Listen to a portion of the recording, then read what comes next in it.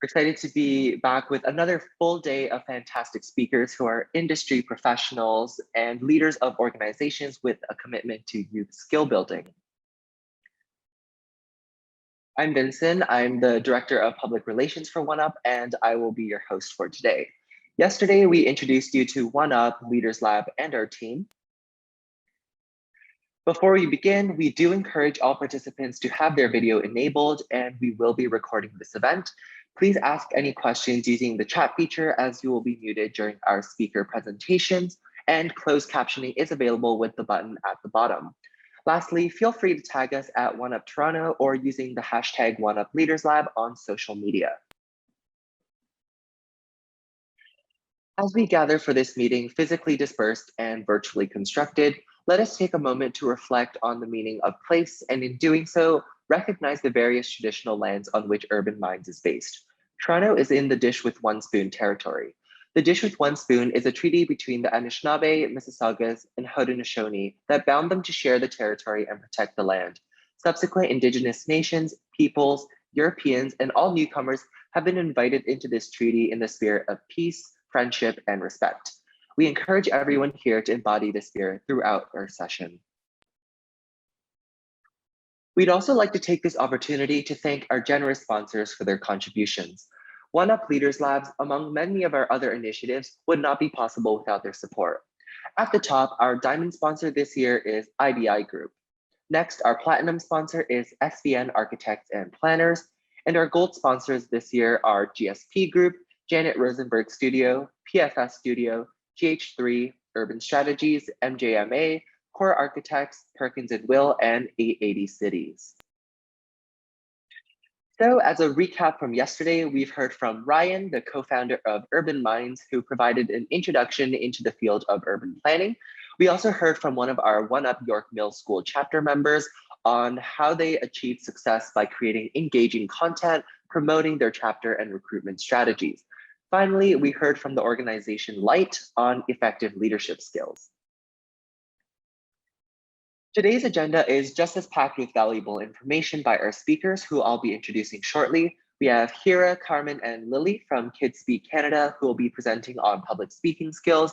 We also have Christina Lee speaking about effective marketing tools and strategies. Last but not least, we'll be hearing from the co-founder of Bite Sized. Israel will be presenting on design thinking skills, and we'll conclude the day by with a wrap-up activity. Today's OneUp Leaders Lab theme is skill building. We'll learn about public speaking skills, marketing strategies that can be applied to your school chapters, and the fundamentals of design thinking to prepare you for any design-related activities this year, like our OneUp Design competition. So let us meet today's speakers. From Kids Speak Canada, we have Hira, Carmen, and Lily. Hira is the president and founder of Kids Speak Canada and Teen Speak Canada. She's always loved public speaking. However, she knows that it can be an incredibly difficult feat for a lot of people. She founded the organization to serve as a platform to empower children and teens to become confident public speakers. Carmen is the vice president of Kids Speak Canada. She has been a part of KSC for around 3 to 4 years alongside Hira and has stuck around ever since. She truly believes that public speaking has the ability to change lives and change the world by giving young, aspiring changemakers the confidence and skills that they'll need to communicate their profound ideas and opinions. Lily is the chair of Kids Speak Canada. Within her roughly 3 years on the team, her neutral perspective on public speaking has completely changed for the better. As she practiced her communication skills while leading kids in workshops, she saw the drastic impact in her daily life. Now at Kids Speak Canada, she is able to help others see the importance of public speaking and hopes to guide and inspire others to use this asset as a tool for their success. Our second speaker today is Christina Lee. Christina likes to blow stuff up online. While she went to school for environment and business, Christina wanted to move towards something more creative and within the food industry. She started her career off at Chef's Plate in marketing, where she worked on the brand's social media strategy and influencer partnerships before moving to Cha Time, where she managed the brand's digital strategy. She is now happily eating chips and guacamole at Chipotle, where she is a brand manager. And our third speaker for today is Isra from Bite Sized. Isra is a co-founder of Bite Sized, which is a nonprofit organization aiming to inspire youth to increase their technical literacy and help them get started in the tech industry. She's also currently working at RBC as a software developer co-op student and entering her third year at McMaster for software and biomedical engineering. She was also a One-Up Chapter fellow when she was in high school. So without further ado, let's hear from our first set of speakers at Kids Speak Canada. Their presentation will provide some valuable tools to help become a confident speaker and effective communicator in your school chapters. So our presenters from KSC, whenever you're ready. Hello, everyone. So I think Carmen is going to start screen sharing in just a second, but I'll get us started off here. So hi, everyone. My name is Hera, and like I was introduced earlier, I'm the president and founder of Kids Speak Canada and Teen Speak Canada. So a little bit of background of who we are. Teen Speak Canada is a nonprofit organization that aims to empower high school students to become confident public speakers. So we host workshops monthly covering various topics within public speaking.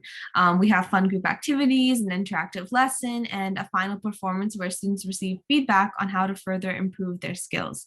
So joined with me today are our Vice President Carmen and our Chair of Kids Speak Canada, Lily. So we understand that all of you are planning to run a chapter of One-Up in the future. So today we'll be teaching you how to be an effective leader and manage a successful team. So throughout the event, feel free to drop questions or comments in the chat or use the Zoom reaction features. And we'll get started now. Okay, hi guys, I'm Carmen. So to start off, we're gonna go with over 4 traits of an effective leader. So the first one is be empathetic. So this has to do with the art of emotional intelligence. I remember when I first learned about emotional intelligence in my grade 10 business class, and I had no idea how important it actually was as a business leader or just a leader in general of an organization. More than 70% of a leader's perception of an audience's perception of an organization's culture results from the leader's emotional intelligence levels. So this has to do with things like self-awareness, self-regulation, motivation, empathy, and social skills. So it's really important to acknowledge and understand your team members' feelings, experiences, and perspectives to ensure that they are heard and valued at all points of your projects. So you need to be honest and sincere because people will want, respect, and follow authentic leadership. So I actually have a small anecdote to share about this. In grade 11, I decided that I wanted to start up my own wellness council, and I had to lead and manage a team of a lot of young leaders, aspiring leaders. They were grade 9 students fresh out of elementary school. They had no idea how to run a club or be a team member whatsoever. And I actually had a lot of grade 9 students come up to me kind of like crying and just like upset about how they were being treated by some of the older team members. And I had no idea that this was happening. It was also my first time leading a club too. And eventually I realized that like I need to kind of think back to when I was in grade 9 and how I would feel in their position and kind of put myself in their shoes. And that way I was able to be empathetic and talk to them about how to navigate their problems and the organization problems that I originally had no idea about. So emotional intelligence and empathy is so important as a leader. Next, we have be specific. So always be very clear about what you expect from your team. Define the desired result of a project and be clear about what you want to see achieved. This is important in order to avoid confusion on priorities and to promote engagement from your team. So I think Hera has a little anecdote about that. I do. So in the past, I actually worked with a different council a couple years ago, and I remember it was a really difficult experience, not just for me, but for everyone on the team, because that specific leadership was really not specific with what he wanted. And so what would happen is that everyone would do their work, but it wasn't what he was expecting. And so when we would present our work, he would never be happy with it. So it was a really tricky situation where everyone on the team was kind of uncomfortable because we didn't know what we were supposed to do. And he was kind of like tearing down everything we actually did. But at the same time, he wasn't being specific. So nobody really knew what he was expecting from us. So again, like it's really important that with your team, you're highlighting exactly what you want from them so that we avoid like all these miscommunications. Yeah, exactly. I think it's actually such a reoccurring problem too in like any type of organization or as a leader for your team members to not understand what's going on because you weren't specific about your desired outcome of a project. So next one is be transparent. So this kind of adds on to the be specific point. Speak openly about the company's goals, opportunities, and challenges. If your organization is struggling or you don't have your stuff together, reach out for help and make sure that your team members know what's going on so that they feel like they're not lost. This allows your team members to feel empowered to share their own ideas, collaborate, and it also gives them value as a part of the team. So make sure that you're always present, visible, and available to your team. And I think Lily has something to add for that. I do. Yeah, basically you just want to seem like you're someone that will work with them. You know, they're not just your employees. It should be a collaborative effort and it should be a more comfortable environment. I know from previous experience, I was actually a part of this team and it was just so awkward because the leader or the head was so absent from all the other workers. So she would just tell us what to do and stuff. And it wasn't really, we just weren't comfortable with giving our input. And the thing is, I knew that everybody had good ideas, but everything that came out was just, it was overall just pretty basic because we weren't comfortable with taking risks or just having a proper conversation with each other. But I knew that if we had a good environment, that the creativity would just flow out. So to get you guys a little bit more comfortable and maybe familiar with each other and each other's goals, why don't we put into the chat some of your goals for your one-up chapter? And then we'll just give you guys a few minutes to do that.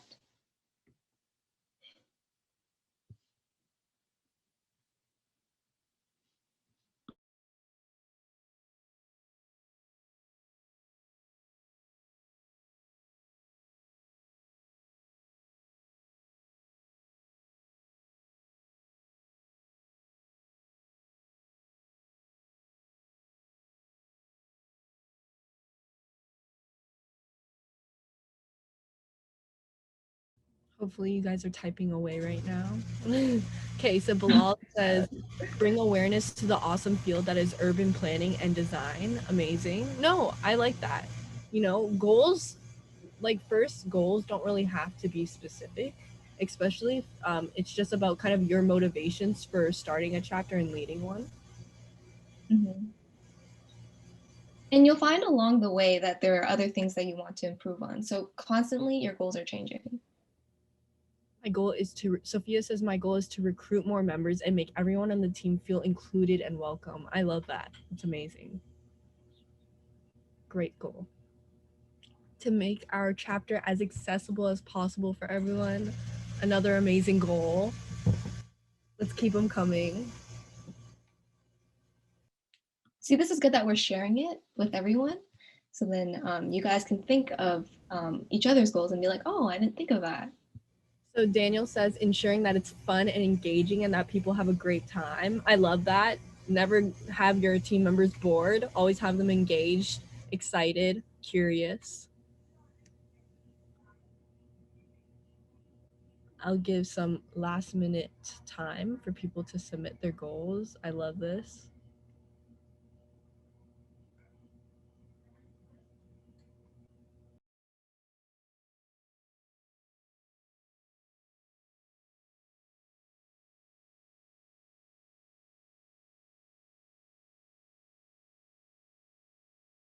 Okay, then we're gonna move on. So the last point, public speaking point, is hopefully this Wi-Fi loads. Be an active listener. So ask for your team's opinions, ideas, and feedback regularly. I am like obsessed with this as a leader myself because I'm always like looking for ways that I can improve, and sometimes I just can't like self-reflect enough to see it from an outside perspective. So I love to ask my team members how they think our projects are going, how they think my leadership is, how they perceive like their position in the team. So it's important to pose powerful questions that will spark conversation, get them to elaborate and take notes. So one of the phrases that I love is listen more than you speak as a leader. So if you are constantly during like meetings and agendas that you're just constantly talking and you're not really listening to your team and what their beautiful ideas are, it's kind of a hard chance to like get your team members a chance to share their ideas. Sorry, that sentence did not make sense. But as I was saying, a lot of the nonprofit organizations that I've been a part of, literally every single one, there was a feedback form in like either regularly in the beginning of the year and the end of the year and a couple in the middle. And if there wasn't one, I implemented it because I just know how important it is to receive that feedback. So some examples on previous feedback forms that I've had, where I asked the team like, what was your first impression on the organization and our initiatives for this year? What was your favorite experience on the organization? What was your least favorite? What could we do differently next year? What areas do we need to improve on? And as a team member myself, a lot of the times I took these feedback opportunities to share like my honest like thoughts, because a lot of the times they're anonymous. So I would share my honest thoughts on how I felt the organization was going. And I felt like it really helped them kind of understand where their weaknesses and areas of improvement were.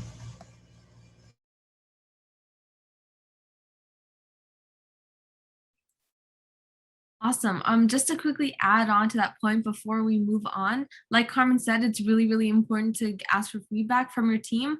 And another thing is to keep them really engaged during your meeting. So instead of having us talk for like the entire 1 hour meeting, what we try to do is have a lot of sections where everyone can kind of input their own information. We'll have a prompt or something like that where they can input their ideas throughout the meeting.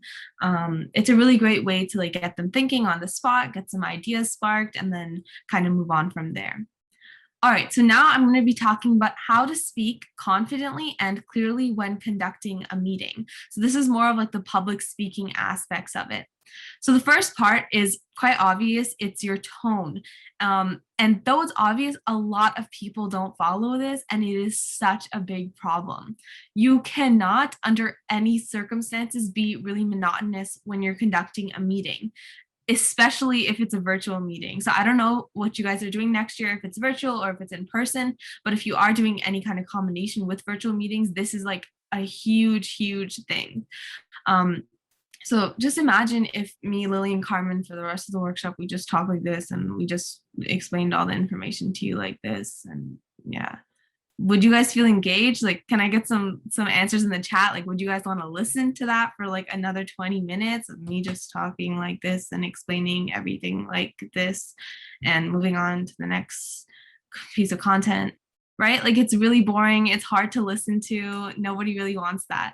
So it's really important to express a lot, even over express if you can, because it's online. No offense, no offense taken. This is definitely a no. I would be confused if you said yes. So it seems like not a lot of you guys would be really interested in the conversation. So tone is a really, really important aspect of running a team. You can have done everything else right. You can have all the organization perfect. You can have the best meeting minutes. You can have everything perfect. And you can still fail to successfully lead a team if you talk like this through every single meeting, right? Like it's so, so detrimental. Fun fact, actually like one of our first lessons for our kids speak workshops for little kids was about speaking monotone and not speaking monotone and having to enunciate your words. But you know, it seems so simple, but sometimes like in high school there are so many students that still have trouble with this, and it's just so much more important as a leader. Right, like enunciation is a big thing too. We make like all the little kids that are Kids Speak workshop say that word again and again because we really want it to stick with them. Enunciate your words. It makes a huge difference. So our my next tip is speed. This is a really, really important aspect of your public speaking is the speed at which you talk. So keep in mind that when you're running a meeting, the information, it might seem familiar to you because maybe you made the notes or maybe you've read them over before, but often it's new content for your team. So make sure you pace your speaking. Don't talk too fast like this. Don't be going through all your information this fast, and don't talk like too slow because it's really, really boring to listen to, right? So you really have to keep that in mind. So I personally, I talk very fast in my daily life. My friends are always like, can you slow down? Like you're speaking in 5 million words per second. And sometimes into my meetings, if I'm really excited, I'll talk really, really quickly. So I've made it a point to actively like slow myself down, and I literally have to think about it as I'm going through meetings because it's so important. And I didn't really understand that it was an issue. I thought, people also think quickly, right? They can just grasp on. But once I attended another meeting where someone else was running it, and this woman was speaking so fast, and I didn't understand a single thing she said. I had to go through the meeting minutes after and like slowly go through everything because sometimes your brain really can't comprehend all this new information so quickly. All right, the next thing. So those are the two main things. I really want you guys to remember that tone and speed are like the basics, but so important. Okay, so the next thing is to make it fun. We don't have a slide for this, but we'll just go back. You don't have to be stone-faced to garner respect from your team. You can feel free to make jokes here and there. You can talk about unrelated things. For example, at the start of a meeting, we usually ask everyone like what they're doing over the weekend, what they did last weekend, how they're doing. It just kind of breaks the ice. It makes everyone see you as like more human. So that's really important as well. Icebreakers and having socials are also a great way to lift tension and make sure your meetings aren't dreary and boring. If your team sees you as a person rather than like this instruction giving machine, you'll have a much better relationship with them, and ultimately they'll be a lot more comfortable around you, which is again really, really important. I see a comment in the chat. I'm the opposite law. I feel like I talk more slowly in regular conversations compared to me talking during presentations. That's actually a fun fact because of nerves. When we're nervous, we tend to speak faster generally as well. So sometimes before a performance, you might have to actively tell yourself to slow down. You might not realize it yourself that you're speaking quickly, but then maybe you look back and you realize it. I remember when I was younger, I used to do a lot of spoken word competitions, and to me, I would sound fine, but then when I would perform, I would go super fast because the nerves would just hit, and everyone would be like, what were you saying? It was so fast. I have something to add on to the make it fun point. So I have worked with so many people who are exactly what Hera described, a machine. Like they just act like kind of like a robot. And it's like I can attest to the fact that the most productive organizations that I've been a part of have been where like the team was close and they were like basically like friends. Like you can still be respected and on top of things and specific and get things done, but it's important to make those like casual relationships as well, just to make sure that people are like involved and efficient. So don't be a machine, don't be a robot, make connections with your team. Mm-hmm. All right, so moving on, we're gonna tell you guys how to conduct an effective meeting, which is really important because you guys are going to be conducting a lot of them, given that you guys are the leaders. Next slide. So there should be 3 main parts of each meeting. So part 1 is set an agenda. So define a clear sense of purpose. Creating a detailed and organized agenda is very important as it provides, a sort of compass or guide for the conversation, and it lets everyone know what they're going to be talking about and why they're gathered, and what they're meant to be accomplishing in this meeting. So some things to consider. What is the point of this meeting? Is it to give out orders? Is it to brainstorm? Is it to discuss a plan of action? It's important to establish the goal beforehand. So your agenda should be collaborative. This means that everyone on the team can everyone on the team can have a talking or discussion section. They can add points to the agenda where needed. So as a leader, it's your responsibility to actively and intentionally give your team opportunities to contribute because you want to hear what everybody else is thinking. Yeah, so for me, I haven't personally been a part of this organization, but there's one where my friend's a part of it. They have 2-hour meetings every single week, and for like 2-3 hours, and like for like majority of that time they'll just be like goofing off and like talking like about like things that don't really have anything to do with the organization, and I've like witnessed it, and that's just such a waste of time to everyone. So it's so important to have a set agenda of what you want to accomplish for that meeting within that specific time, because you don't want to stray off course too much. Yeah. I mean, it's important for you guys to like have conversation, be friends, break the ice a little bit, but it's important to keep on track. Yeah, so part 2 is to always conclude meetings with an action plan. So leave the last few minutes to discuss the next steps, who's responsible for what the deadlines are. You know, this is the time to take up any questions about the tasks and clear up any potential confusions. You don't want to just have the meeting for the sake of having a meeting. You want it to be there for a reason. I like that. You don't want to have a meeting just for the sake of having a meeting. Have you guys ever had maybe like group projects at school or something where like you have a meeting but you feel like after the meeting nothing really like was said to get done? Like there was no action plan, there was no next steps. You had no idea what everyone was supposed to do and it felt kind of useless, because I personally have, especially like in like the previous years. Let me just check the chat. Definitely, exactly. It's like such a waste of time again. So action plan at the end, essential to wrap up everything. Mm-hmm. And then part 3 is to let your team speak. So after you've gone over all the points on your agenda and you've made the action plan clear, it's time to, talk a little less and give your team an opportunity to speak. So your job as a leader is to filter out all the ideas that you won't be using, carry out the conversation, and to make a final decision which accomplishes your your organization's goal. I think And just to add on to that really quickly, like we said earlier, you can have like different portions throughout your meeting where you have people input their information. You can have it collaborative. For example, at like our orientation meetings, we always have a section where we let everyone write down their goals for the year, and then we have everyone share. So that's a really good way to keep people engaged and interested in what they're doing.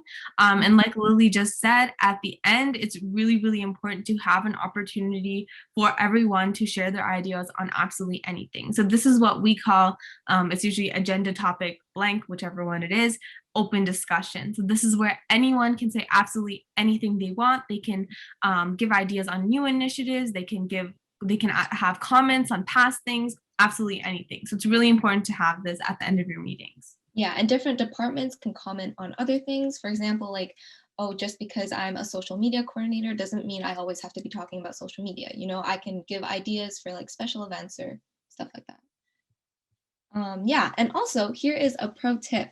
During this part of the meeting, go around the team and ask, the quieter members for their opinion. You want to create and foster a welcoming environment by repeating that, there are no dumb ideas or questions. I know that when I was first getting into extracurriculars, I was starting off, I was like grade 9, really nervous, really self-conscious of myself and what I was saying.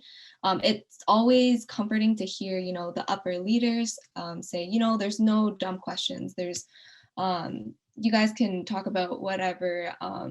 They're open to conversation, It makes me feel like, I have a voice and that I'm welcome here. And it makes the more quieter people feel more comfortable. Mm-hmm. I would even go on to expand off of that idea of there are no dumb questions, because it's something they've also heard a lot of times, right? So something I would say is, an idea you have, maybe we won't use it now, but we'll always have it on a document. We can always refer back to it later. Maybe it will spark a different idea. So definitely don't like hide everything that you're thinking. Because when I was younger too, like Lily said, grade 9, grade 10, I was on like student council. I remember that. And I didn't say anything. I was so, stuck in my head, and I wanted to only say the perfect thing all the time. So I understand this is like a huge thing that team members can face in the beginning. So really, like Lily said, having that, like fostering that really welcoming environment for them to share their ideas is so important, and it's really gonna, amplify your team. Yeah, and try to try not to directly reject it. Maybe say exactly what Hera said. Oh, that's an interesting idea. We can maybe use that for something else, or try and turn it into a more positive aspect rather than just blatantly rejecting it. Right, because you never know. You might end up using this idea in the future. It might end up adding on to something else. All right, so our last section is how to conduct effective brainstorming sessions, another really important aspect. This is why we have a whole section for it. So fun fact, brainstorming in groups can actually often result in fewer ideas than when individuals work alone. So does that resonate with you guys? Like, think about when you've done a brainstorming in a group. Have you been able to come up with really good ideas? Or think about times when you've brainstormed alone. Do you think you've come up with better ideas that way? What do you guys think? Let's get some input in the chat. It's hard with the group. Bandwagoning kills. Exactly. That's actually a point we're going to go over as well. It's really important. It's a lot harder to make it effective. I guess the stress of doing on the spot makes it harder. More creative working on. Right. And it's like you said, Bilal, like the stress of doing it on the spot definitely makes it more difficult, and it can actually suppress like creativity, which is something so important, which we want all of your teams to be doing a lot of. Participants end up going in a loop with fewer original ideas. Yes, this is such an important point. Usually, a lot of the times, the first idea will take over the brainstorm session. Everyone will kind of add on to that, and it'll kind of prevent them from originating new ideas. So that's like the first idea phenomenon. Like it's a whole thing. All right, so how do you foster an environment where each member of the team feels that they can comfortably voice their ideas? Any ideas? And then I'm going to share 2 ways that you guys can effectively brainstorm with your team. So I'll just start, and then you guys can send some stuff in the chat if you want. But the first way is to share the topic of the brainstorm session with your team beforehand. So this way they can make notes, they can prepare, they can do everything they need to do before regrouping with the entire team. So not only is this preparation going to build their confidence, but it also allows for more creativity and thought to go into their idea.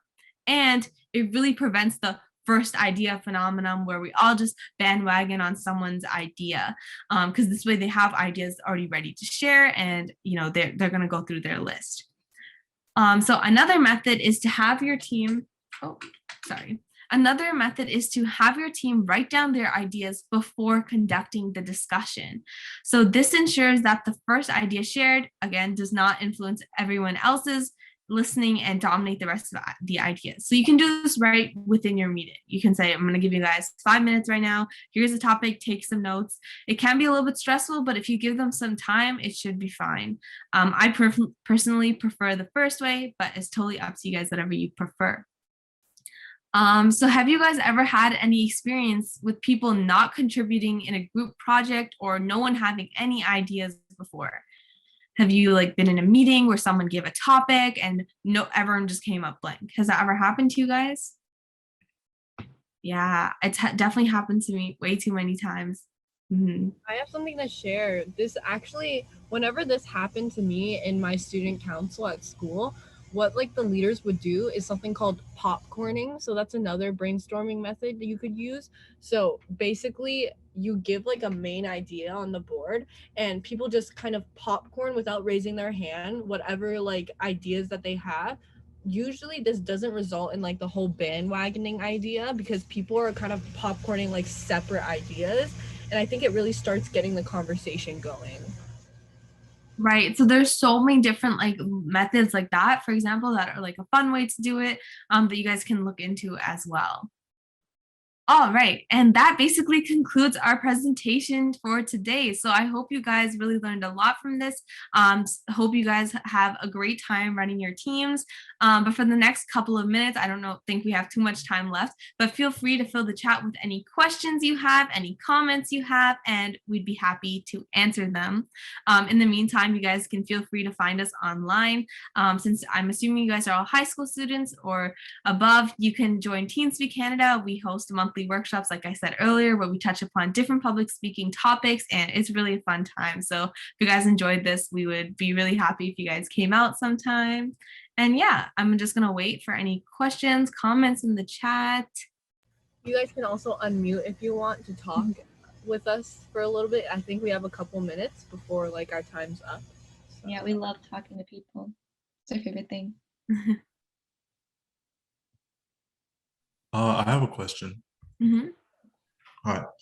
I guess one of my biggest challenges is, say I'm addressing a diverse group of folks, how would you recommend, especially when you have a lot of content to cover, what are some ways to encapsulate all the big ideas, but also being mindful of the various levels of understanding in the crowd? That's a good question. The first thing I'm thinking of is to send the meeting minutes beforehand. This way people can go through it. They can come up with any questions that they might have beforehand. They're better prepared. They know what you're going to be talking about during the meeting. And then another thing I would also do is allow people to hang back at the end of meetings for a few minutes. So if someone needs clarification, if they want to go over anything with you, kind of just be like, okay, like the meeting is over, but if anyone wants to stay to clarify anything, ask any questions, or just talk, feel free to do so. That's a pretty good way to kind of gauge everyone's understanding. Another thing you can also do like throughout the year, not just like at the end of each meeting, is to have like individual meeting with smaller subgroups or individuals.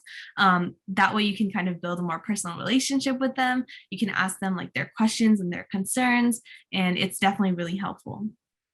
Anyone else want to add to that? Yeah, totally. That's a really good idea. Also, say you want to address that diverse group of people within like one meeting. You don't want it to go over like too long, but you want each group of people to know what they're doing. You can totally just like put that in like in the meeting minutes. Maybe like you have specific set of like tasks or something for one group of people or whatever. You don't necessarily have to go through each section, but you can just be like, oh, you guys can read up on this on your own time. And then, like Kara said, you guys can stay back if you guys have any questions. Matthew, did that answer your question, or are you thinking some other stuff? What are you thinking? No, yeah, that's good because, like, I guess an example.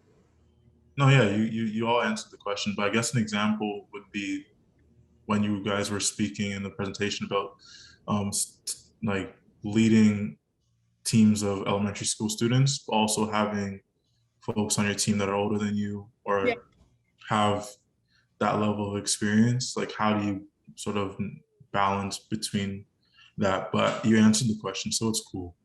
No, yeah, I mean, like, it's really difficult. Like, I think I was the one who added the anecdote about that. In my wellness council, there was a mix of grade 12s and grade 9s and like a few in betweens. So it was just really hard to like deal with that. And we don't want like the older grades to have like a bigger power dynamic, and we want the younger grades to feel welcome. It's really just like slowly building like connections between those grades, not like making sure that people aren't like segregated, and that like maybe like sometimes like grade 9s and grade 12s can like split up and like work with each other in smaller groups, if that makes sense, so that they're more comfortable with each other. I think it's really about that like personal connection and not feeling like intimidated, if that makes sense. Yeah, that makes sense. Thanks. All right. I think we're just about out of time for this presentation, but if you have any more questions, feel free to reach out to TeenSpeak or KidSpeak Canada on their social media, and I'm sure they'd be happy to answer any remaining questions you have.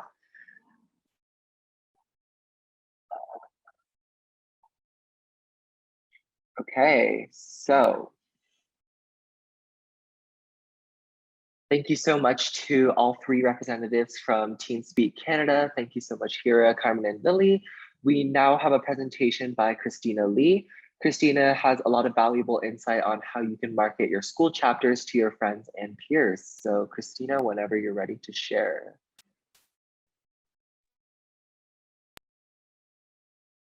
Hi, everybody. Hold on, I'm just going to share my screen. Alrighty. So today we're talking about social media strategy and what you can do to develop a social media marketing strategy. So I come from a long line of food companies. I've always had an interest in the food company, in the food industry, excuse me.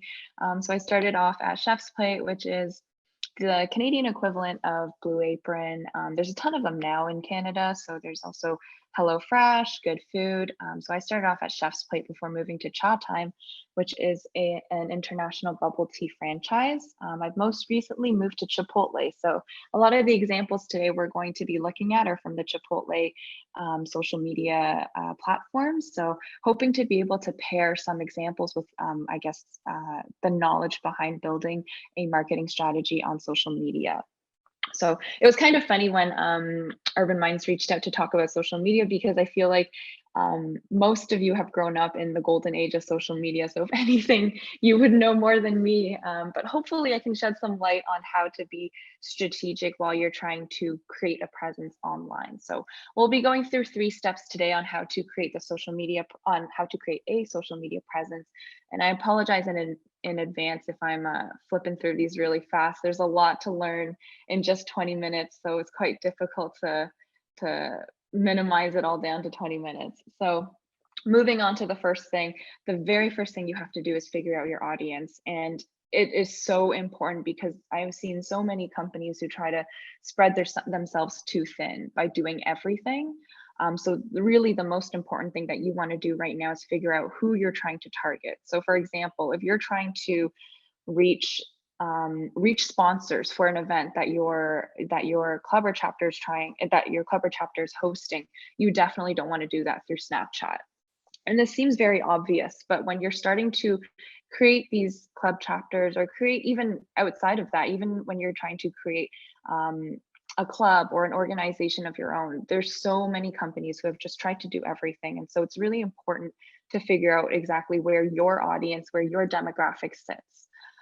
So yeah, just as I was saying, like Snapchat may not be the best spot for certain organizations or certain clubs. It might work really well for other ones. And so I have all of the main social media channels listed here, and kind of just where you can find certain audiences. So Instagram and TikTok almost go hand in hand now. Both are very visual platforms, and the audience, I'd say, is a very healthy mix of both millennial and Gen Z. And so these two have been the most common social media platforms that have been used for marketing to date. TikTok, I believe, is now the most downloaded app in the world as of 2020. So it's definitely one to keep your eye on. Twitter, everyone uses it. It's more of an entertainment and human interest kind of social media platform. So for example, celebrities are still on Twitter, and people are always tweeting to celebrities. You'll always see them respond back. But the funny thing about TikTok and Twitter is that a lot of these content pieces end up getting reshared back to Instagram. So Instagram is just a really great platform for all types of brands. So it's great for fun brands, it's great for content creators, but it also has a space for very serious topics. So as of the last year, Instagram has really become a place where more serious topics are being shared. So this is called signaling or signal amplification, where now when something happens in the news, you'll also see it on Instagram. And so Instagram, I'd say, is like just a really great place to reach everyone that you're trying to target for your club or for your chapter. The last two that I have here are LinkedIn and Facebook. So LinkedIn is more for professionals, for thought leaders. So if you wanted to talk about organizational updates, or if you wanted to talk about achievements that your chapter has made it to, or like milestones, this is a great channel to share that on. Facebook is really for everyone now. As most of you know, it started off as a network for college students, but now it's slowly turning into more of, I would say, like a network for older people. So think your mom commenting on every picture. There is definitely still a space on Facebook where information is shared, but most of that, like most of the demographic of Facebook, has kind of moved towards Instagram. After you figure out who you're trying to target, it's really important to figure out what kind of content you're putting on the platform. So based off of your, I guess, your strategy and what audience you have decided to cater towards, you do have to start scheduling things based off of that platform. So make sure you're catering the content towards the platform. So for example, for Instagram, try to post with a high quality image, make sure there's relevant captions that support the image, applicable hashtags if necessary, location tags if necessary, and then make sure you're also talking in your club, or I guess like your brand tone, because that's really important for your personality to be able to shine through the internet. You're going to be reaching people who have never heard of you before, so you always want to put your best foot forward. And you know what, if your chapter has a really fun vibe, if that's something that you want to portray, if your club is also like just like a really welcoming and it's a very inclusive club, that's something you want to portray on Instagram. So making sure that comes through captions is really important, and also just through the content that you're posting. So here on Chipotle, we like to post a lot of memes on our Instagram page. So Chipotle Canada doesn't have its own page. We piggyback off of the Chipotle US, and that's why you won't see it say like Chipotle US. It's because this is one big channel for both the US stores and Canada stores. So on the Chipotle social media side, we love to post memes.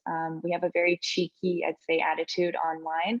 And so a majority of our promotions are actually promoted through kind of meme, very cultural, or I guess like pop culture kind of tone. So for example, our latest promotion, National Avocado Day, we actually did it in the tone of like a 90s infomercial theme, to just keep it really fun.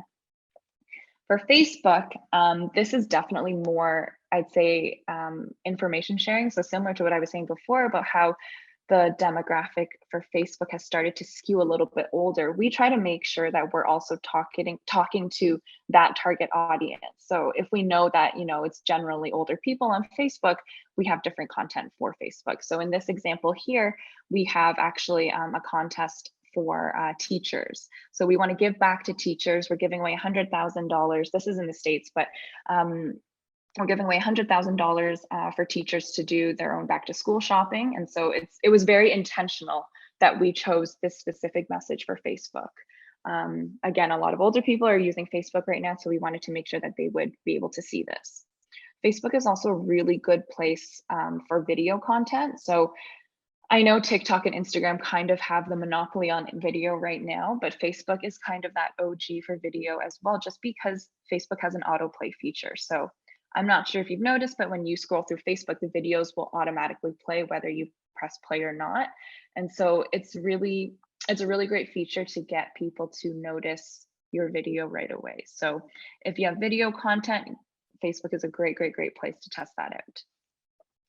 For Twitter, so Twitter is, I'd say it's kind of an odd place for content.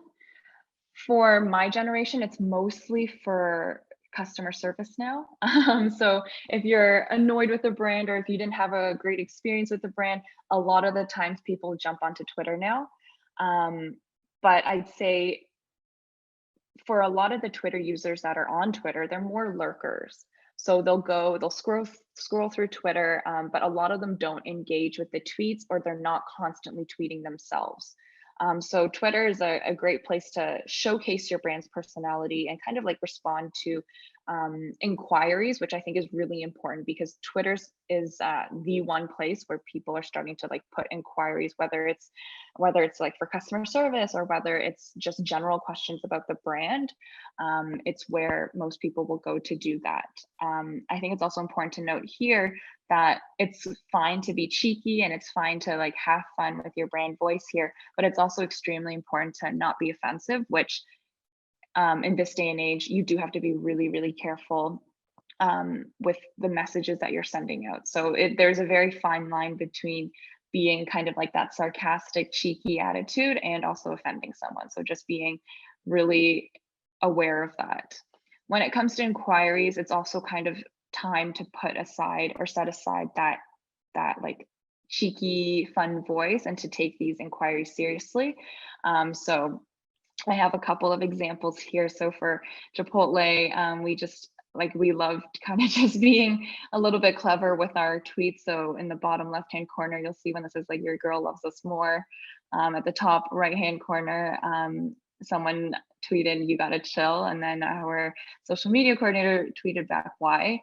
And then the bottom one, so this one we took seriously, because this person is basically implying that they got food poisoning from Chipotle. So they wrote, "I'm about to poop myself at work. That Chipotle isn't sitting too well." So while the tweet in itself is funny in the sense of how they communicated it. We do take food safety extremely seriously at Chipotle.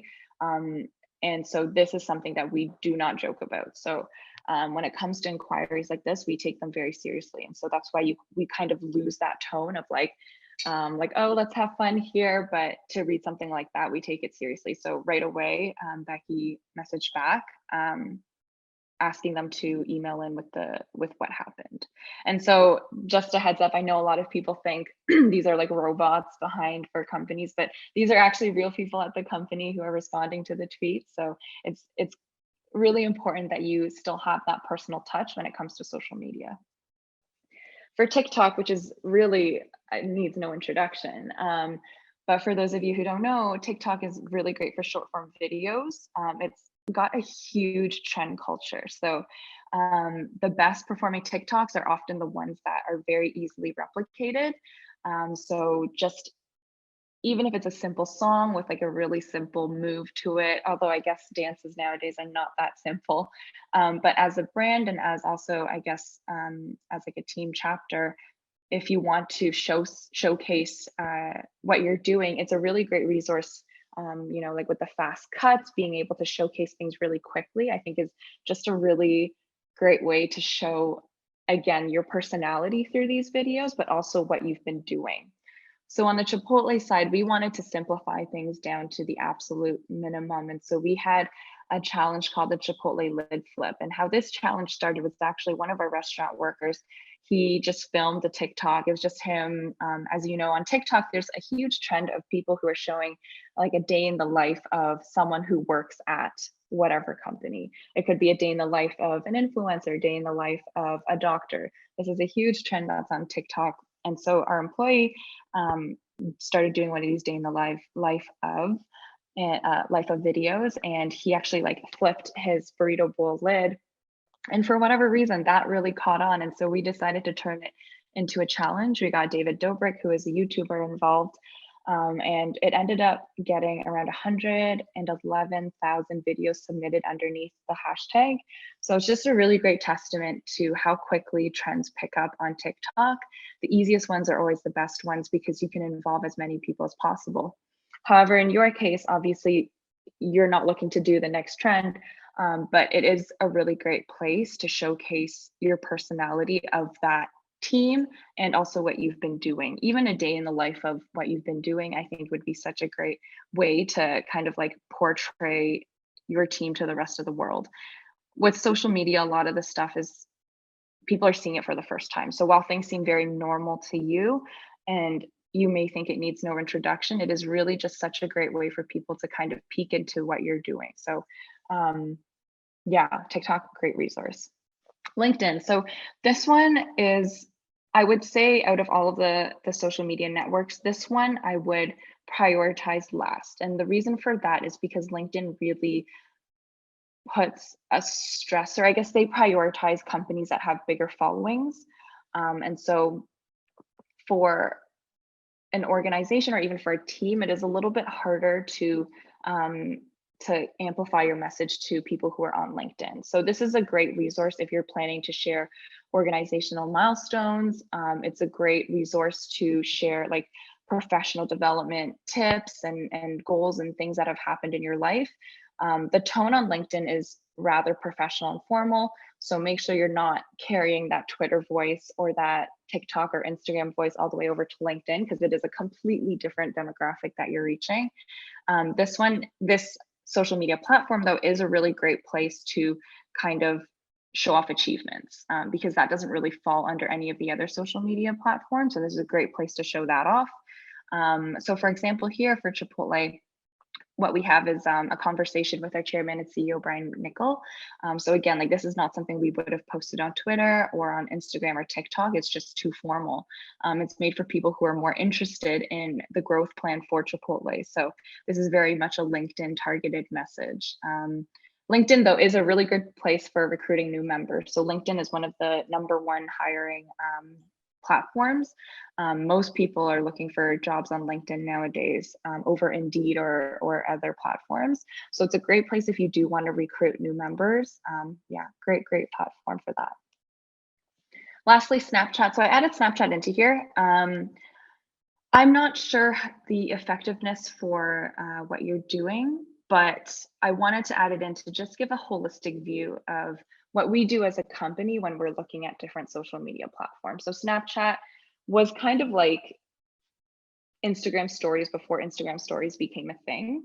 So very ad hoc, very casual, fun. It's about being in the moment. And it's not about very doctored images like Instagram is, or very polished videos like TikTok is. Again, it's about being authentic, not picture perfect.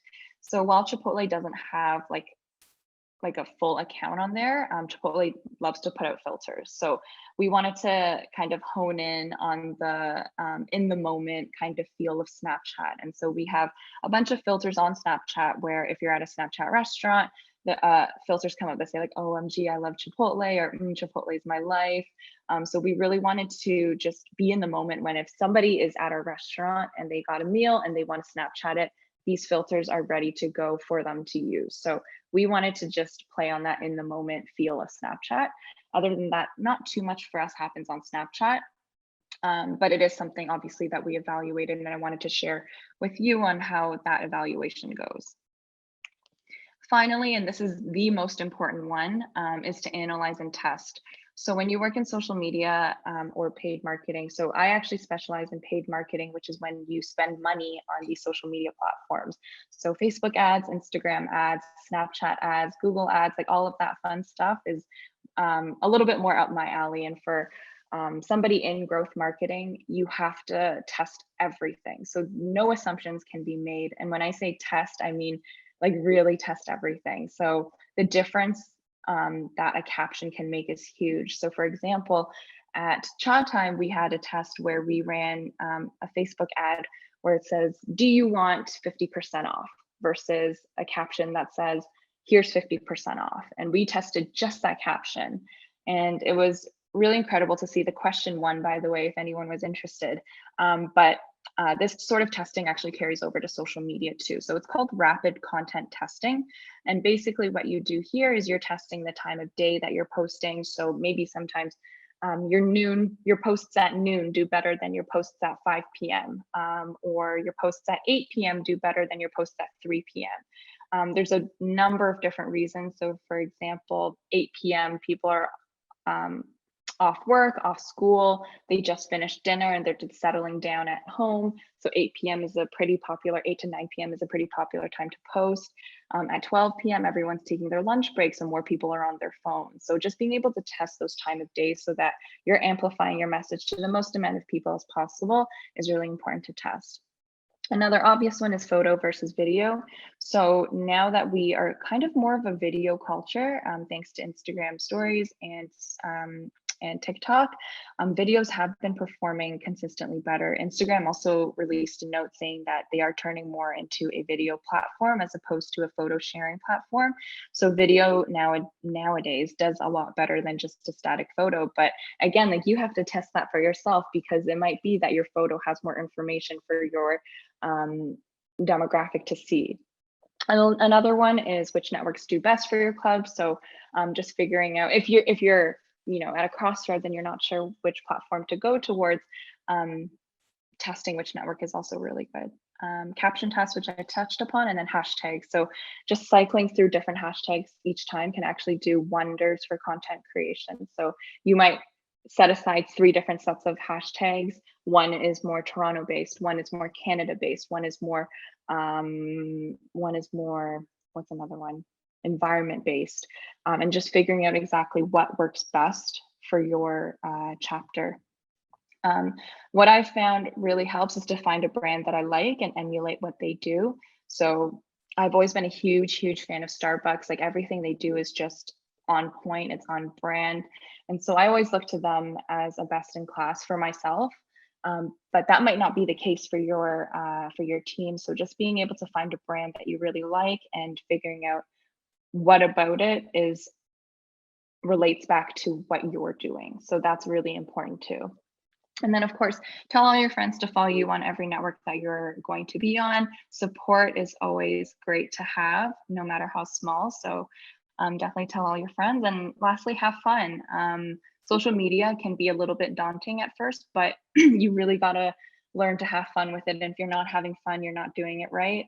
You're going to get content fatigue if you're not having fun. So yeah, the biggest message is have fun while you're doing it, and you're gonna be able to feel if something feels like a chore to you. So definitely take this all in stride and figure out exactly the image you want to be portraying online, and then have fun with it. So my time is pretty much up. I think I ran over a little bit of time, but this is really just kind of scraping the surface of what you can do on social media. There's so much more that you can do. Happy to take any questions. I will try to answer as much as I can. I know enough to be dangerous in this section, but hopefully I can answer all your questions. Did anyone have any questions? We do have time for one question. So if you want to ask Christina something, just drop it in the chat.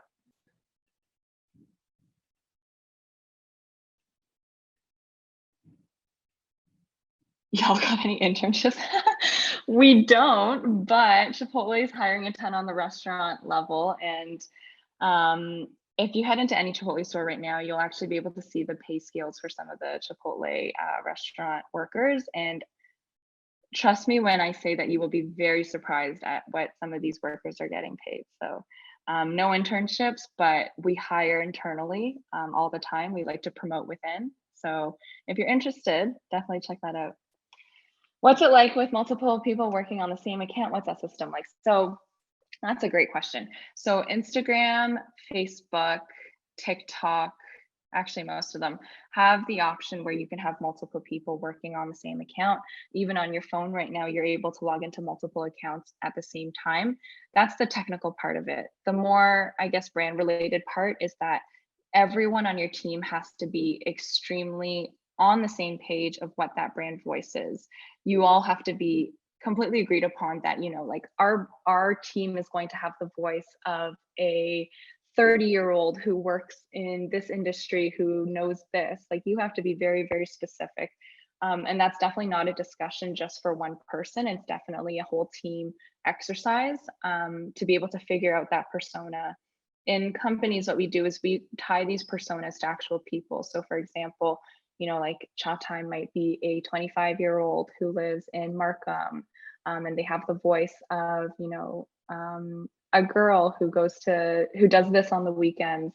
That's not exact. I'm just providing an example, but it's just being able to provide or create these personas of your team, of your brand, to be able to portray online, because at the end of the day, people see brands as almost like people.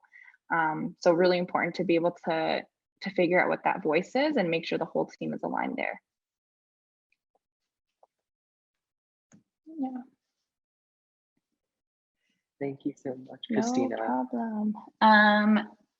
One more question. Hi, Christina. Do you see any tools to manage scheduling posts and responding to messages? How do you keep track of what to post and when? That's a great question. So I'd say the best resource is Hootsuite, and that's spelled H, and I'll actually type it in here. Hootsuite is the best resource. It's a free program up to a certain amount of people, but for the purposes of what you guys are doing, I think Hootsuite is really the best option. And so Hootsuite has a great scheduler, so you can schedule everything out in advance as far as you want. You can do it on a weekly basis, monthly, yearly. Like, it's really, really good. It's also very intuitive. There's not a huge learning curve when you are first using Hootsuite. So you can schedule in everything that you need for Facebook, Instagram, Twitter. I don't think TikTok has any, like, TikTok does not have a scheduler in general. But if you're looking at just Facebook, Instagram, and Twitter, Hootsuite is like really, really good platform to do that. You can also have multiple members onto there, but honestly, like, what I would suggest is to have one group email, and then everyone just uses the same email to get in. But yeah, that is a great scheduler tool. You can also respond to messages onto there. So if you get a comment on your Instagram post, you can respond to it through Hootsuite, so you're not always on your phone. I find it a lot easier to respond to messages through the computer than it is through your phone. Phones are extremely prone to typos, and that's really embarrassing when that comes to online presence. So for me, the computer's kind of like my go-to place to do all of that social media commenting and responses. So yeah, Hootsuite is a great resource. So that's all the time we have for questions. Thank you so much, Christina, for speaking to us and giving us some insight into how to manage our social medias. Next, we'll be hearing from Isra on design thinking. Isra's presentation is extremely valuable to our One Up Fellows who will be participating in our fall webinars and design competition this upcoming year. So Isra, if you're ready, you can start sharing your screen. Yeah, okay, so I will share.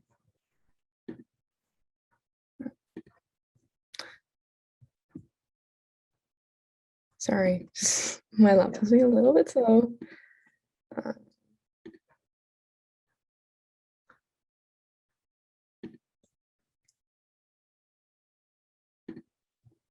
Okay, so I think I'm just going to present. Okay, yeah. So hi everyone. So I'm going to be doing an intro to design thinking. So just a little bit of a shout out. So this is from the Bite Size team. So before I get into the topic today, I just kind of want to talk about a little bit about what Bite Size is. So Bite Size is a nonprofit organization that aims to inspire and bring youth together to increase their technical literacy and kind of help them get started in the tech industry before going into post-secondary life. Because from my personal experience and a lot of other people I know, the CS education, especially in high school, is not as great as it could be. So we're trying to break that barrier and break that stigmatism with, oh, you have to be like super smart to get into the tech industry, basically. So we do this through a lot of different platforms. One example is our Instagram, so make sure to follow us. It's at BiteSizeTO. We also do a lot of Medium articles, and we've also recently been publishing newsletters. And so we also have new initiatives that are coming up. We're hoping to launch a high school program, similar to what I think WNEP is doing as well.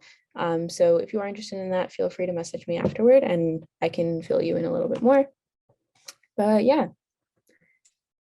So who am I? So like I said, my name is Isra. I am the co-founder and co-president at Bite Sized. I'm going to my third year at McMaster Engineering for software and biomedical engineering. At the moment, I'm a backend developer at RBC. And a little bit of a fun fact, I named my cat after the evil monkey in Powerpuff Girls. His name's Mojo. And yeah, okay. So I can get started with everything. So going into everything, so what is design thinking? So design thinking is an iterative process that's used to empathize with users, define problems, and create innovative solutions. So it's used a lot, especially when you're going to be going through the One Up High School program. This is a really great tool to kind of create the best solution that will help the most amount of people. So there are 5 different phases in design thinking. We have empathizing, defining, ideating, prototyping, and testing. So empathizing, this is where you try and understand the user and the stakeholder needs. So for example, again, going to the One Up example, you're going to, one example that a user could be is the students around you, your fellow students, your friends, and maybe teachers if you want to include them as well. The stakeholders would probably be in this situation, the authority figures at your school. So for example, principals, guidance counselors, anything like that. So we need to understand the user, what they want, as well as what the stakeholder wants as well for our users. So going on to the second stage, we have defining. So this is where we state the user's needs and problems while keeping the stakeholder in mind.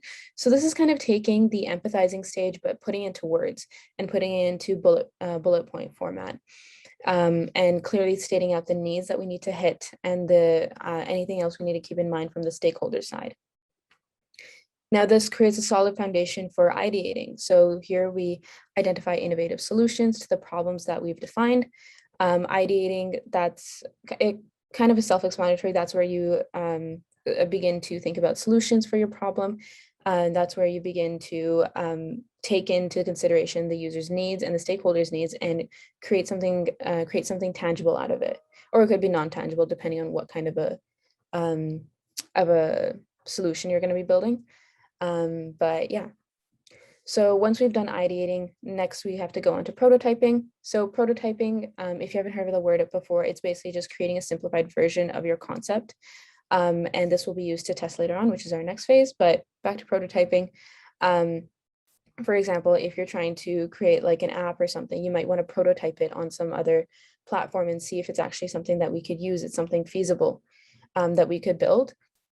Another example is if you're prototyping a medical device and it's supposed to go around your wrist, you create a simple prototype that kind of resembles like the size and the length that you want, and you want to see like, oh, is this something that people can actually walk around with?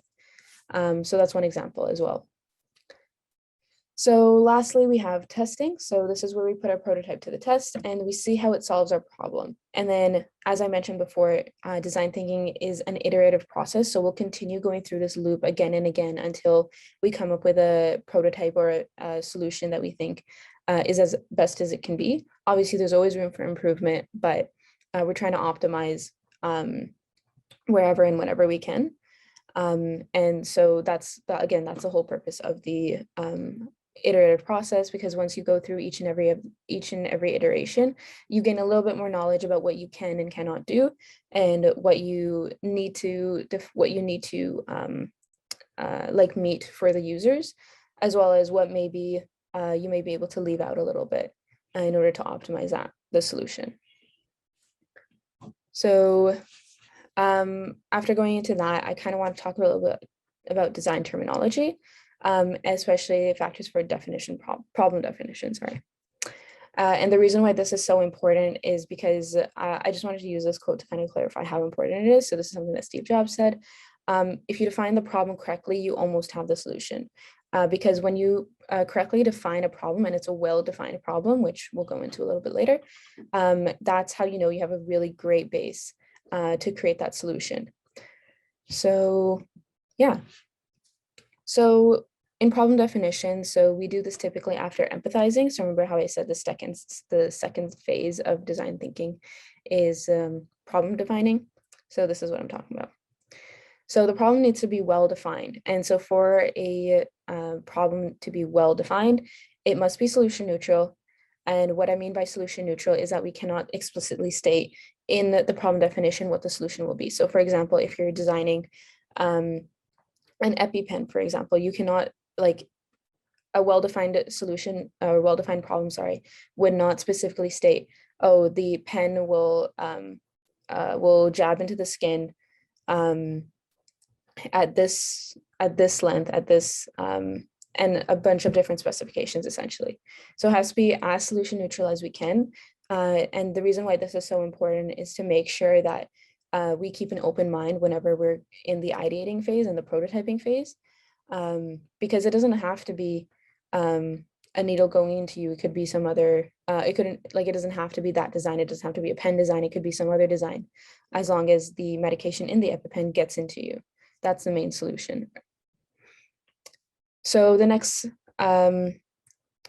point is that it arises from asking questions. So remember, the phase right before defining is empathizing. So again, empathizing is where we try to understand the user's needs, the stakeholder needs, and we try to mash those two together and realize what we can and cannot do, what we need and we don't really need to do.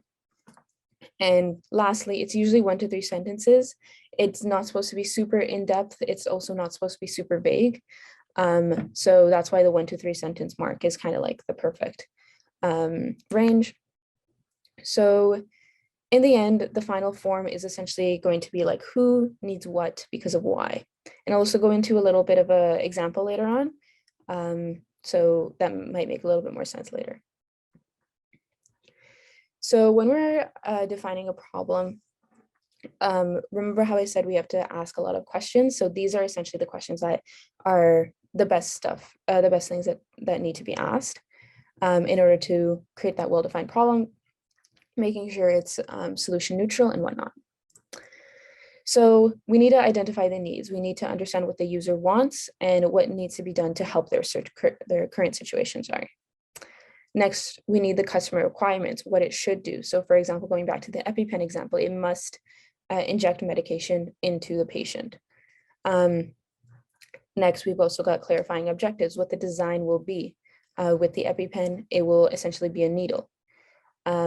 Identifying constraints, so this is going to be a limitation or restriction that we need to adhere to. So this really does depend on who the user is and who your stakeholders are. So an example could be cost, or it could be safety, because you don't want your stakeholders to be at risk of a lawsuit, but you also don't want your customer to be paying like $500 for an EpiPen. So yeah. So next, establish the function. So what the design will do. So again, customer requirements and establishing functions, those are kind of like not synonymous, but they're very related to one another. So again, like I said, describing what the design will do, it will inject medication into the patient. Lastly, we've got defining specifications. So it measures how well functions must perform. So I keep on going back to the EpiPen example, but it's such a great example because with this an example of how you can define specifications is it must inject this much medication into the patient. So specifications like that are also really important whenever you're defining a problem. Yeah, okay. So a little bit of an example that I have here is, so Brad suffered a stroke 5 years ago and no longer has the function of his right hand. Although his gross motor skills in his right arm have recovered, he still lacks the fine motor skills necessary to grip and hold onto the pen. So I'm not going to read out the multiple choice, but I'm hoping if you can read out the multiple choice to yourself and see which one you think would be the best problem statement. So keeping in mind that it must be solution neutral, it must be 1 to 3 sentences, and it's something that can arise from asking questions. So if everyone's comfortable, if they want to, yeah, leave the answers in the chat. Okay, so we got to vote for B. Okay. Does anyone else want to vote? Okay, if not, B seems to be the most popular answer. And so, yeah, that is correct because we're designing a device for Brad that allows him to hold a pen for an extended period of time, since motor deficits make him unable to properly grip a pen. So remember, this kind of follows the who needs what because of why. It follows that format, and that's usually the best format to follow whenever you're creating problem definitions. Yeah, okay. So I know it's already 2:20. I don't know how the organizers feel. I did have one more activity, but it was just like a who. I don't know if, Israel, you can keep going. We have time to wrap up, no worries. Okay, cool. So yeah, I just wanted to, whoops. So I want to do a little quick Kahoot kind of to help you distinguish and create a good problem statement. So if everyone would like to join, just give me a second.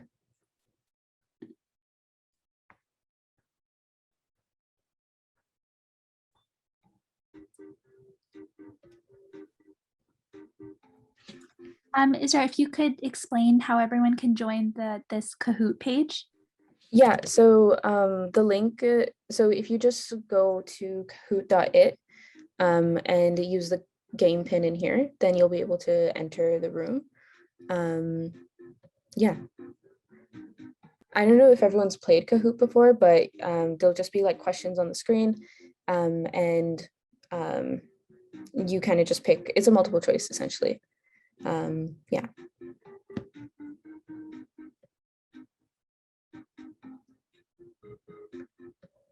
Okay.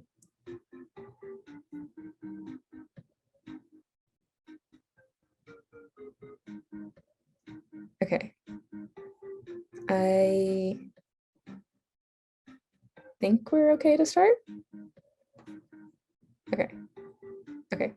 That one, maybe I'll give it a couple more seconds.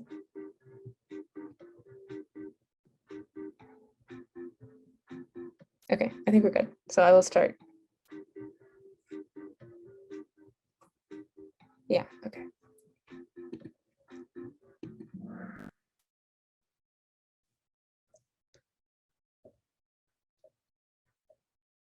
So the scenario here is that Sophie's grandma has difficulty navigating stairs because of her arthritis.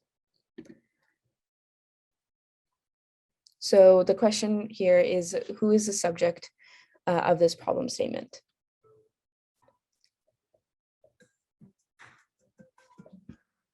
Nice. Okay. Yeah. So it wouldn't be seniors with arthritis because we're focusing on Sophie's grandma. But if you did want to, if you created a solution for Sophie's grandma, if you want to scale it up, it could definitely be with seniors with arthritis. Okay. So what is the need of Sophie's grandma?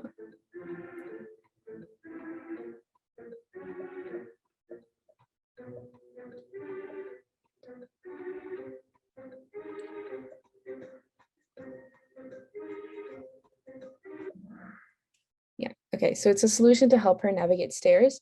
And so the reason why some of the others won't work, so stair elevator, so she can spare her joints while going up the stairs. So for example, that won't work because that isn't really solution neutral. And remember, we're trying to keep it solution neutral to keep our options open. Yeah. Okay. So why is this a problem for Sophie's grandma?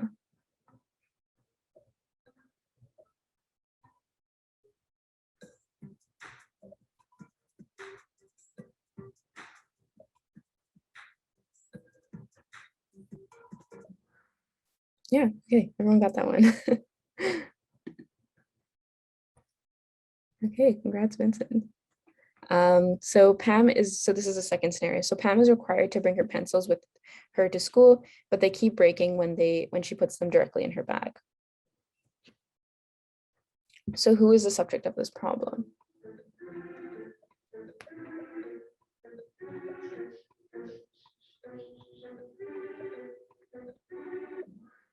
Okay, cool. Yeah. Again, if you designed a solution specifically for Pam, but you wanted to kind of open it to everybody, then it would be students in general or people who need to use pencils. So what is the need of Pam?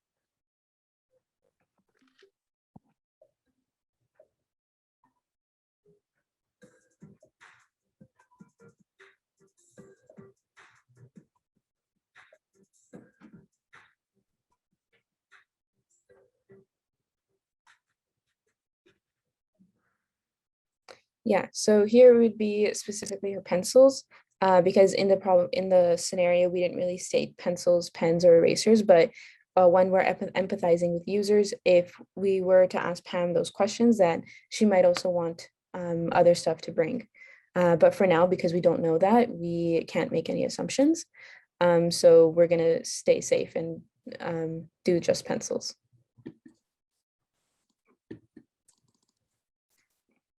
So why is this a problem for Pam?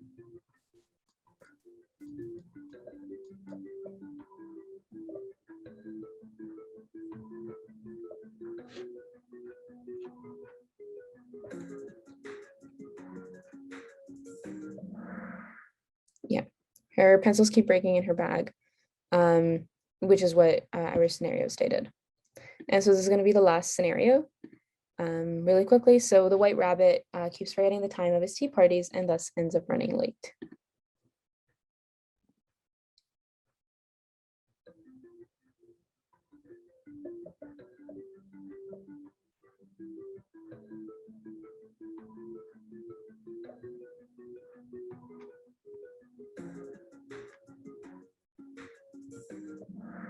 Okay, nice.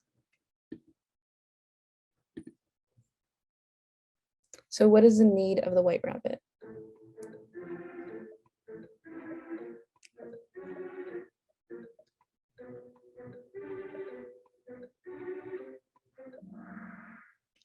So a solution to help him better keep track of his time, because we stated that he always loses track of time. So that's why that answer would be a little bit more correct than the green one, but I also understand why anyone would choose the green one as well. So this is the last question. Why is this a problem for the white rabbit?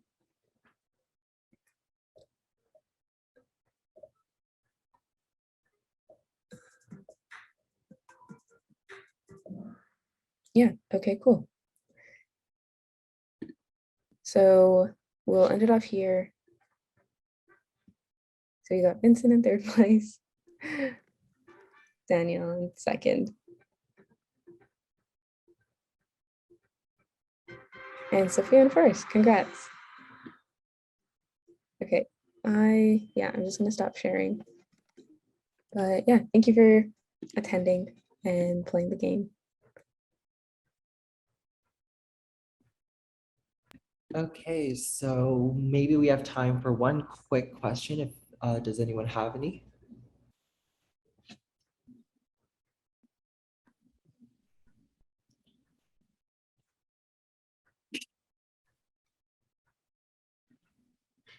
Okay, I'm not seeing any questions, so okay. Thank you, Isra, for breaking down the design thinking process. We've had a day filled with many insights from our speakers, and I'm sure our attendees will take these skills back with them and apply them to their one-up school chapter in the coming year. That being said, there is still more to come. So on our third and final day of One Up Leaders Lab tomorrow, we have two more fantastic speakers on our roster who will talk about youth volunteering and advocacy work to inspire the work you do in your school chapters. Tomorrow we'll be hearing from Maya Leckie, the president of Project 5K. Maya also happens to be the president of our very own One Up executive team this year. And to round out the Leaders Lab speaker series, we'll hear from Mustafa Kamisa, who is no stranger to youth advocacy work.